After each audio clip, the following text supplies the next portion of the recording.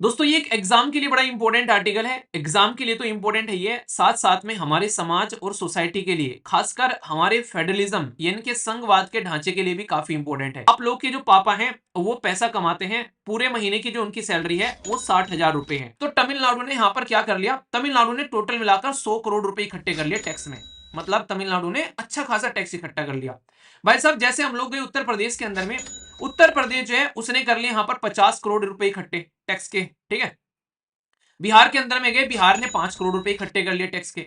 और 2021 में इसी के ऊपर में क्वेश्चन पूछा गया कि how have the recommendation of the 14th finance commission, फिलहाल के टाइम में इंडिया के अंदर में जो स्टेट को इंप्रूव करता है उसके फिजिकल पोजीशन में।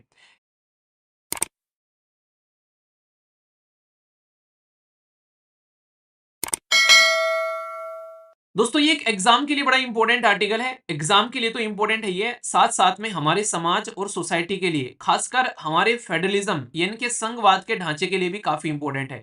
यानी कि हमारे देश के अंदर में जो हमारी सेंट्रल गवर्नमेंट है, जो यूनियन गवर्नमेंट है, वो यहाँ पर स्टेट गवर्नमेंट को पैसा कैसे देती है, तो उसको बेसिकली इंप्लीमेंट करने का तरीका है फाइनेंस कमीशन। जब हमारा देश आजाद हुआ ना, आप लोग सोचो, देश आजाद हुआ 1947 में, 1947 में। तो आजाद होने के बाद में हमारे देश के पास में हम लोगों ने अपना संविधान बनाया 1950 में। तो संविधान निर्माता जब संविधान बना रहे थे तो उनको ये चीज समझ में आ गई कि यार जब देश के अंदर में सारी चीजें सिस्टमेटिक वे में चलनी स्टार्ट हो जाएंगी तो देश के अंदर में टैक्स भी इकट्ठा होगा, सरकार के पास में पैसा आएगा। तो इसकी क्या गारंटी है कि जो सरकार के पास में पैसा आएगा यानी कि यूनियन गवर्नमेंट के पास में पैसा आएगा, वो यूनियन गवर्नमेंट इस पैसे को स्टेट गवर्नमेंट तक सिस्टमेटिक वे में पहुंचाएगी।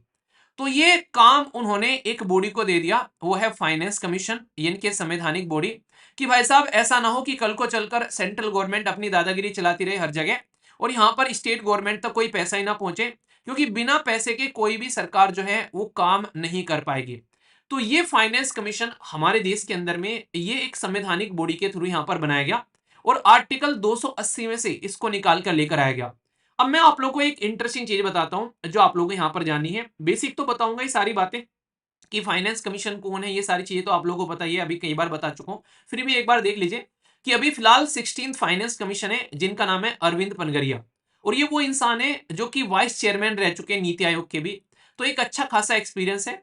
इनको बोला गया कि 5 साल के लिए रिकमेंडेशन आप लोगों को देनी है, यानी कि जो ये बात बताएंगे फिलहाल अभी, अपनी जो रिकमेंडेशन देंगे, मतलब जो ये अपनी बातें बोलेंगे कि भाई आने वाले टाइम पर हमको किस तरीके से पैसा देना है सेंट्रल गवर्नमेंट को, स्टेट गवर्नमेंट को। तो यहाँ पर ये इंप्लीमेंट किया जाएगा 2026 से लेके आप लोग समझो 2031 तक का। तो मतलब उसके लिए यहाँ पर इसको तैयार किया जा रहा है, इस फाइनेंस कमीशन को। तो जो फाइनेंस कमीशन यानी कि जो यहाँ पर आप लोगों को यहाँ पर ही देखने को मिलेगा, जो वित्त आयोग है बेसिकली, ये हमारे संविधान के आर्टिकल 280 से निकल कर आता है। और हर 5 साल में प्रेसिडेंट जो है वो यहाँ पर इसको अपॉइंट करते हैं ताकि ये अपनी रिकमेंडेशन दे सके। रिकमेंडेशन मतलब कि पैसा कैसे कैसे देना है, पैसे का कैसे बंटवारा करना है, ये वो काम कर सके। तो इसके लिए यहाँ पर इसको बनाया जाता है।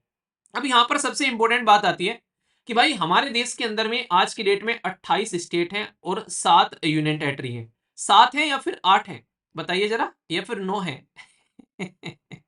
बताइए, देखता हूँ किस किस का अभी भी कंफ्यूजन है इसमें। ठीक है, तो यहाँ पर ये बेसिकली इसका बेसिक पर्पज क्या रहता है कि भाई जो भी हमारे देश के अंदर में पैसा इकट्ठा हुआ है, आप लोग आज की डेट में जीएसटी पेमेंट कर रहे हो, ठीक है, आज की डेट में आप लोग इनकम टैक्स पेमेंट कर रहे हो, अलग अलग तरीके के सेस दे रहे हो। सेस क्या होता है? टैक्स के ऊपर टैक्स लगाते हैं। जैसे इनकम टैक्स आप लोगों ने 100 रुपए पे किया, तो ये उस समय क्या करते हैं, 3 रुपए सेस लगा दिया और बोल दिया ये है इन्वॉयरमेंट सेस, यानी कि इन्वॉयरमेंट का जो पोल्यूशन है उसको खत्म करने के लिए सेस।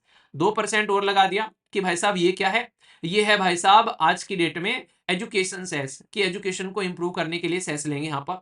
तो इस तरीके से टैक्स ऑन टैक्स होता है, यानी कि 100 रुपए का टैक्स आप लोग दे रहे हो, तो आप लोगों को यहाँ पर एक तरीके से यहाँ पर 103 रुपए ये हो गए, 2 रुपए हो गए, तो मतलब आप लोगों को 105 रुपए टैक्स आप लोगों को यहाँ पर देना पड़ेगा, ऐसा आप लोग यहाँ पर बोल सकते हो। ठीक है, तो ये सेस जो होता है, ये सबसे बुरी बात इस सेस की होती है कि इस सेस को लेकर स्टेट गवर्नमेंट रोती रहती है, क्योंकि ये जो सेस होता है ये सेंट्रल गवर्नमेंट अपने पास में रखता है, स्टेट गवर्नमेंट को नहीं देता है।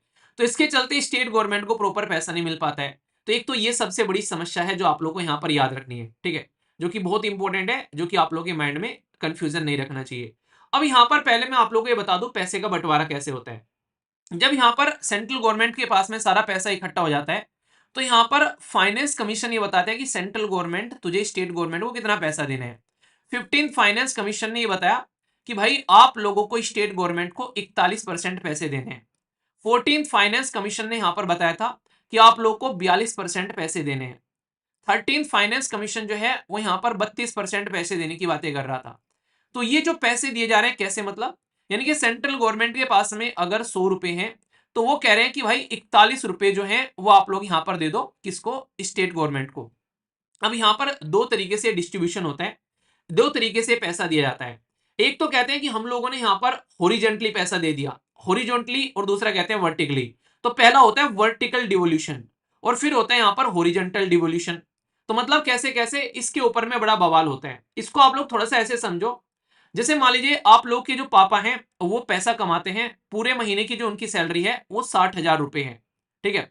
और घर में आप लोग जो हो, आप लोग चार बेसिकली भाई बहन हो, ठीक है। एक का नाम है ए, दूसरे का नाम है बी, तीसरे का नाम है सी और चौथे का नाम है डी। पापा ने बोला कि भाई साहब ये जो 60,000 रुपए हैं, इन 60,000 रुपए में से मैं क्या करूंगा, तुम लोगों की जो पढ़ाई का खर्चा है, तुम लोगों को पढ़ाई करनी है और सारी जो तुम्हारे खर्चे वर्चे हैं सारे मिलाकर तुम लोगों को मैं 40,000 रुपए दूंगा। पापा ने 40,000 रुपए बोल दिया, किसको, चारों को देने के लिए, यानी कि ए बी सी डी सारे के सारों को यहां पर क्या मिलेंगे, 40,000 रुपए मिलेंगे। तो ये क्या हो गया, ये 40,000 रुपए यहां पर सबको दिए जाएंगे। अभी यहां पर ये नहीं पता है किसको कितने मिलेंगे। तो इसको कहते हैं वर्टिकल डिवोल्यूशन, यानी कि टोटल मिलाकर 60,000 में से 40,000 रुपए आप लोगों को पैसे पापा ने दे दिए, तो ये वर्टिकल डिवोल्यूशन हो गया। तो ये जो 40,000 है ये है वो 41% जो यहां पर बोला गया है कि अभी यहां पर सेंट्रल गवर्नमेंट जो है वो यहां पर देगी स्टेट गवर्नमेंट को, ये वो 41% है। यानी कि ये 41% जो है ये वर्टिकल डिवोल्यूशन है कि ये आप लोगों को स्टेट को बांटा जाएगा, ठीक है। तो ये चलो बड़ी अच्छी बात है भाई, स्टेट को तुम 41% पैसे दे रहे हो। अब दिक्कत यहीं से निकल कर आती है, तुमने ये तो बता दिया एक स्टेट को आप लोग 41% पैसे दे रहे हो, पर तुमने ये नहीं बताया कि कौन से स्टेट के हिस्से में कितना आएगा, ठीक है। अब यहां पर 41% पैसे मिल गए, यानी कि 40,000 रुपए मिल गए यहां पर। अब 40,000 रुपए में से हर एक स्टेट की रिक्वायरमेंट अलग अलग है। मान लीजिए एक लड़की है यहां पर जिसका नाम है ए, वो लड़की जो है वो अभी क्या कर रही है, वो अपनी 12th में है और 12th कंप्लीट कर ली, अभी वो ग्रेजुएशन में जाएगी, उसको इंजीनियरिंग करनी है। तो वो कह रही है कि पापा मुझे अपनी इंजीनियरिंग की फीस देनी है।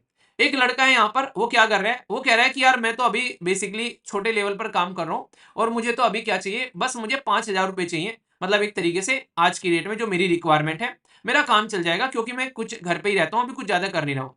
एक बच्चा हो रहा है, वो कह रहा है कि भाई साहब मैं तो रेगुलरली जो है बाहर जाता हूँ और अभी योगा क्लासेस सीख रहा हूँ, तो मुझे भी कुछ पैसे चाहिए यहाँ पर। और इसी तरीके से एक तीसरा इंसान है, वो कह रहा है कि मैं तो इंस्टीट्यूट कोई कोचिंग ज्वाइन कर रखी है, मुझे भी फीस वगैरह चाहिए यहाँ पर। तो यहाँ पर मान लीजिए पापा जो है उसने देखा कि कैसे कैसे करना है, ठीक है। तो यहाँ पर जो ये लड़की है, मान लीजिए इसको यहाँ पर पापा ने जो है वो 10,000 रुपए दे दिए, ठीक है। तो 10,000 रुपए दे दिए, अभी 30,000 रुपए बच गए यहाँ पर। अब मान लीजिए यहाँ पर एक इंसान है, इसको यहाँ पर 5,000 रुपए दे दिए और यहाँ पर इसको भी 5,000 रुपए दे दिए, ठीक है। तो यहाँ पर ये टोटल 20,000 रुपए बच गए। अब एक बच्चा बच गया, इसको यहाँ पर इसने 20,000 रुपए दे दिए। तो यहाँ पर ये क्या हो गया, अब मान लीजिए ये लड़की ये कह रही है कि 10,000 रुपए में तो मेरा काम चलने का ही नहीं है, मुझे तो 15,000 रुपए चाहिए। अब ये पापा के सामने जाकर प्रोटेस्ट करेगी कि पापा ये गलत बात है यार, उसको 20,000 रुपए दे दिए। ये कहेगा ठीक है चलो मेरा काम चल जा रहा है, एक आधा खुश भी रहता है कि हाँ ठीक है काम बन जा रहा है। पर लेकिन इसका मतलब ये है कि कुछ तो स्टेट खुश रहेंगे और कुछ स्टेट जो है वो यहाँ पर दुखी हो जाएंगे कि भाई साहब हमें सही से पैसा नहीं मिला। तो जो 40,000 रुपए का जो ये डिस्ट्रीब्यूशन किया गया है, ये जो बंटवारा किया गया है, इसको कहते हैं हॉरिजॉन्टल जो एक डिवोल्यूशन, यानी कि हॉरिजॉन्टल लेवल पर हम लोगों ने बांट दिए। तो मतलब वर्टिकली इसका मतलब सबको एक साथ में दे दिया हम लोगों ने कि भाई 40,000 तुमको दिए जाएंगे। फिर हॉरिजॉन्टल यानी कि अंदर जाकर किसको कितना कितना मिलने वाला है, ये आप लोगों को यहाँ पर ये समझ में आ जाना चाहिए। कॉन्सेप्ट है ये बेसिकली आप लोगों को, इसलिए बता रहा हूं ताकि आप लोग इसको भूलो ना। और यहाँ पर चीजें एक तरीके से कॉन्सेप्ट के ऊपर में क्वेश्चन पूछे जाता है, ठीक है। समझ में आ गया यस या फिर नो, मतलब हॉरिजॉन्टल और वर्टिकल डिवोल्यूशन समझ में आ गया। आसान सा टॉपिक है, कुछ ऐसा नहीं कि आप लोगों को रटना है यार, मतलब समझ में नहीं आ रहा है, ठीक है। अब यहाँ पर एक और टर्म यूज की जा रही है, इसको बोलते हैं इनकम डिस्टेंस। अब आप लोगों को मैं ये भी बता देता हूँ, ये हो गया यहाँ पर इनकम डिस्टेंस, ठीक है। इनकम डिस्टेंस को ऐसे समझो आप लोग यहाँ पर, ये तो मैंने यहाँ पर ले लिया कि भाई साहब बंटवारा इतना करना है, ठीक है। अब बंटवारा इतना करना है यहाँ पर कि किस किस को हम लोग कितना कितना पैसा दे रहे हैं, ये तो हम लोगों ने ऐसे देख लिया। अब एक इंटरेस्टिंग चीज मैं आप लोगों को यहाँ पर समझाता हूँ। अब ये मानो कि मान लीजिए हमारे देश के अंदर में जो तमिलनाडु है वो पूरा, दूसरा पेन ले लो एक सेकेंड, जो तमिलनाडु है यहाँ पर, तो तमिलनाडु क्या कर रहा है, वो भाई साहब टैक्स जब यहाँ पर देने की बात आती है, यानी कि टैक्स इकट्ठा करने की बात आती है, तो तमिलनाडु ने यहाँ पर क्या कर लिया, तमिलनाडु ने टोटल मिलाकर 100 करोड़ रुपए इकट्ठे कर लिए टैक्स में। मतलब तमिलनाडु ने अच्छा खासा टैक्स इकट्ठा कर लिया। भाई साहब जैसे हम लोग गए उत्तर प्रदेश के अंदर में, उत्तर प्रदेश जो है उसने कर लिए यहाँ पर 50 करोड़ रुपए इकट्ठे टैक्स के, ठीक है। बिहार के अंदर में गए, बिहार ने 5 करोड़ रुपए इकट्ठे कर लिए टैक्स के, ठीक है। गुजरात के अंदर में गए, गुजरात ने जो है यहाँ पर इसने कर लिए 150 करोड़ रुपए टैक्स के इकट्ठे, ठीक है। तो यहां पर क्या हो गया, अब यहां पर ये देखो कि ये जो पर्टिकुलर पर्सन है, यहां पर इसने 50 किए उत्तर प्रदेश ने और इसने 5 किए बिहार ने। अब मान लीजिए सरकार क्या करती है, सरकार ये करती है कि यहां पर एक तरीके से कि भाई कौन से इंसान के द्वारा भाई सबसे कम इकट्ठे किए गए, इसका मतलब इसकी कंडीशन सबसे ज्यादा खराब है, ठीक है। इसके द्वारा सबसे ज्यादा इकट्ठे किए गए, इसका मतलब इसकी कंडीशन सबसे ज्यादा अच्छी है। तो यहां पर जो ज्यादा इकट्ठे कर रहा है उसको कम पैसे देती है बेसिकली सेंट्रल गवर्नमेंट, और जो कम इकट्ठे कर रहा है उसको ज्यादा पैसे देती है। तो जितनी ज्यादा इनकम डिस्टेंस होगी यहां पर, जितना जो है कम पैसे इकट्ठे करेगा उसको ज्यादा पैसे दिए जा रहे हैं। इसकी वजह से जो साउथ इंडिया के राज्य हैं वो चिढ़ जाते हैं, वो कहते हैं कि यार पैसा तो मतलब हम इकट्ठा कर रहे हैं, टैक्स में हम पैसा ज्यादा इकट्ठा करके ला रहे हैं और तुम पैसा जाकर बांट दे रहे हो इन लोगों को यहाँ पर। तो इनकम डिस्टेंस में ये बोला गया था कि 50% पैसा दिया जाएगा, जिसकी वजह से यहाँ पर सारे स्टेट जो हैं वो बेसिकली साउथ वाले वो कह रहे थे कि यार ये गलत बात है। इसीलिए इसको 50 से घटाकर इसको 45 कर दिया कि भाई साहब यहाँ पर आप लोग क्या करो, कम पैसा दो, ऐसा नहीं कि आप लोग कमा हम रहे हैं और बांट उनको रहे हो। और फिर सबसे इंटरेस्टिंग चीज ऐड करी यहाँ पर कि भाई टैक्स में कौन कितना एफर्ट लगा रहा है टैक्स को कलेक्ट करने के लिए, अच्छे से टैक्स कलेक्ट कर रहा है, तो उसके लिए भी पैसा यहाँ पर दिया गया। एक डेमोग्राफिक परफॉर्मेंस कैसी है यहाँ पर स्टेट के अंदर में, यानी कि जो जनता है वो किस तरीके से जॉब कर रही है, कितने लोग किस तरीके से काम कर रहे हैं, उसके लिए भी पैसा दिया गया। कोई यहाँ पर मान लीजिए एक स्टेट है वो फॉरेस्ट इकट्ठा अच्छा खासा कर रहे हैं, यानी कि अपने एरिया में अच्छे खासे जंगल लगा रखे हैं उसने, उसके लिए भी पैसा दिया गया। एरिया के लिए पैसा दिया जाता है, जितना बड़ा एरिया होगा तो भाई साहब उसको उतना पैसा मिलेगा। अच्छा एरिया वाइज हमारे देश के अंदर में सबसे बड़ा स्टेट कौन सा है जरा बताइए, दूसरे नंबर पर कौन सा है और तीसरे नंबर पर कौन सा है। तो यहाँ पर 15% एरिया वाइज, और पॉपुलेशन को लेकर जो सारे राज्य परेशान थे कि भाई साहब पॉपुलेशन जिसकी ज्यादा है उसको पैसा दे रहे हो, ये तो गलत बात है, हम लोग यहाँ पर पॉपुलेशन कम कर रहे हैं, तुम ज्यादा वालों को पैसा दे रहे हैं।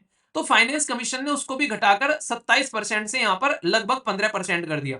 मतलब कहने का यह कि ऑलरेडी 15 फाइनेंस कमीशन ने जो साउथ इंडिया के राज्य थे उनको थोड़ा थोड़ा सा खुश किया है, ऐसा नहीं कि खुश नहीं किया है। क्योंकि यहाँ पर एक तो इनकम डिस्टेंस वाली बात कम कर दी, पहले 50 जा रहा था भाई साहब जिसके पास में कम है उसको घटाकर 45 कर दिया। दूसरा यहाँ पर ये आप लोग देखो फॉरेस्ट कवर वाली बात भी यहाँ पर अच्छी है कि भाई जो फॉरेस्ट में मेहनत कर रहा है अब उसको ज्यादा दे रहे हैं, पहले 7.5 दे रहे थे अब इसमें 10 करना स्टार्ट कर दिया, ठीक है। इसी के साथ में टैक्स एफर्ट में भी डाल दिया। तो मतलब कई सारी बातें ऑलरेडी इनके द्वारा मानी गई है यहाँ पर। तो ये चीजें आप लोग यहाँ पर ध्यान रखना, इसी को लेकर आप लोगों से पूछा जा सकता है। अब आप लोग यहाँ पर ये ध्यान रखो, इससे आप लोग क्या समझ रहे हो, इससे समझ में आएगा कि हमारे देश के अंदर में जो फाइनेंस कमीशन है वो पैसा जब देता है यहाँ पर, तो भाई साहब वो पैसा स्टेट गवर्नमेंट को देता है, इन चीजों को ध्यान में रखते हुए कि कौन सी स्टेट गवर्नमेंट जो है वो क्या क्या परफॉर्मेंस दे रही है, कि भाई पॉपुलेशन किस तरीके से यहाँ पर, इनकम किस तरीके से है, किस तरीके से एरिया है, तो इनको लेकर ये पैसा देता है यहाँ पर। अब इंटरेस्टिंग चीज क्या निकल कर आती है, इंटरेस्टिंग चीज ये निकल कर आती है कि आप लोग बोलो कि भाई साहब फाइनेंस कमीशन जो पैसा दे रहा है ये तो यार यहाँ पर सेक्टर वाइज पैसा दे रहा है, सेक्टर वाइज थोड़ी ना दे रहा है। ये कह रहा है कि एग्रीकल्चर में इतना पैसा चला गया, भाई साहब कोर सेक्टर में इतना पैसा चला गया, या भाई साहब एजुकेशन में इतना पैसा चला गया, क्या ये ऐसा कुछ कर रहा है? नहीं, ये सेक्टर वाइज डिस्ट्रीब्यूशन नहीं कर रहा है पैसे का। और इसी को लेकर आप लोगों से क्वेश्चन पूछा गया यूपीएससी प्रीलिम्स 2015 के अंदर में, ये चीजें आप लोगों को ध्यान में रखना है। ये मैंने आप लोगों को बताया था कि स्टेट गवर्नमेंट जो यहाँ पर जो पैसा मिलता है उसको बढ़ा दिया, पहले 32% था अब बढ़ाकर 42% कर दिया उसको, ठीक है। तो पहले ये पॉइंट बोला गया, क्या ये सही था कि इसको 42% कर दिया गया? तो यहां पर आप लोग कौन से फाइनेंस कमीशन ने किया ये भी बताइए, मैंने आप लोगों से डिस्कस किया था ना, कौन से फाइनेंस कमीशन ने इसको बढ़ाकर 32 से 42 किया था, ठीक है। अभी 15 फाइनेंस कमीशन ने इसको 42 से 41 कर दिया है। 41 क्यों कर दिया है? क्योंकि जम्मू एंड कश्मीर स्टेट हुआ करता था हमारा, वो यूनियन टेरिटरी बन गया, केंद्र शासित प्रदेश। जब यूनियन टेरिटरी बन गया यानी कि केंद्र शासित प्रदेश बन गया, तो भाई उस केंद्र शासित प्रदेश को अब केंद्र सरकार यानी कि सेंट्रल गवर्नमेंट यहां पर पैसा देगी, क्योंकि नाम में है ना केंद्र के द्वारा शासित किए जाने वाला, यानी कि सेंट्रल गवर्नमेंट के कंट्रोल वाला एरिया। तो ये इसीलिए यहां से आप लोगों को अब यहां पर 41% यानी कि 1% JNK को दे दिया। तो यहां पर अब यहां पर एक तो ये स्टेटमेंट होगी। दूसरी स्टेटमेंट में क्या बोल रहे हैं कि भाई साहब ये जो फाइनेंस कमीशन है ना, यानी कि वित्त आयोग जो है, ये अपना जो रिकमेंडेशन देता है ये सेक्टर स्पेसिफिक देता है। मान लीजिए एग्रीकल्चर में इतना दे देना है, ठीक है, इकोनॉमी में यहाँ पर बैंकिंग सेक्टर में इतना दे दो, डिफेंस में इतना दे दो। क्या ये कोई ऐसा काम कर रहा है? ये काम करने का काम जो है वो यहाँ पर फाइनेंस कमीशन का नहीं है। ये बात आप लोग ध्यान रखना, ठीक है। वो यहाँ पर सेक्टर स्पेसिफिक नहीं किसी को बताता है कि भाई साहब इसको इतना ग्रांट दे दो और यहाँ पर इस एरिया में ये कर लो। तो ये स्टेटमेंट कतई गलत हो गई। तो आंसर आप लोगों के सामने इसका क्या हो गया बताइए जरा। आप लोग ये चीजें ध्यान रखिएगा। इस चीज को लेकर आप लोगों से कई बार पहले भी क्वेश्चन पूछे जाते हैं, पर लेकिन अगर चीजों को आप लोग ध्यान रखोगे तो फिर आप लोग आंसर समझ पाओगे। तो ये कॉन्सेप्ट आप लोग समझ के चलिए, ठीक है। तो यानी ये कहने का मतलब यहाँ पर ये है कि फाइनेंस कमीशन किस तरीके से बंटवारा करता है, ये आप लोग को समझना पड़ेगा थोड़ा सा, ठीक है। अभी एक बात समझ में आ गई कि वर्टिकल कैसे हो रहा है, हॉरिजॉन्टल कैसे हो रहा है, ये समझ में आ गया। अब finance commission grant in aid भी देता है। ग्रांट इन एड यानी कि एक तरीके से ऐसा पैसा जो कि फ्री में प्रोवाइड करा दिया जाता है। तो यहाँ पर ये भी आप लोगों को स्टेट को दिया जाता है, खासकर ऐसे स्टेट जिनकी दिक्कत है, खस्ता हालत होती है। कई बार कई सारे स्टेट ऐसे हैं जहां पर एग्रीकल्चर अच्छी खासी है, कई सारे स्टेट ऐसे हैं जहां पर इंडस्ट्री अच्छी खासी है, और कई सारे स्टेट ऐसे हैं जहां पर कोई सी भी अच्छी खासी नहीं है। जैसे नॉर्थ ईस्ट में आप लोग चले जाओ तो वहां पर अलग से सपोर्ट प्रोवाइड कराते हैं। साथ ही साथ में अगर कल को कोई पूछ ले, फाइनेंस कमीशन जो है पंचायती राज सिस्टम और म्युनिसिपैलिटी को भी अलग से सपोर्ट प्रोवाइड कराने की कोशिश करता है। और खासकर ये सपोर्ट जो निकल कर आती है, ये इसलिए निकल कर आती है क्योंकि हमारे देश के अंदर में आज की डेट में 3 लेवल पर सरकारें चलती हैं। सेंटर लेवल पर चलती है, स्टेट लेवल पर चलती है, और ग्राउंड लेवल पर यानी कि पंचायत लेवल पर चलती है।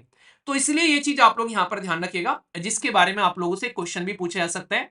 क्या फाइनेंस कमीशन यहां पर इसके लिए भी सपोर्ट प्रोवाइड कराता है? जी हाँ। इसके अलावा और क्या करता है भाई? प्रेसिडेंट यानी कि हमारे देश के राष्ट्रपति को जो लगे कि भाई ये काम करना चाहिए फाइनेंस कमीशन को, तो वो और भी काम दे सकते हैं उसको, ठीक है।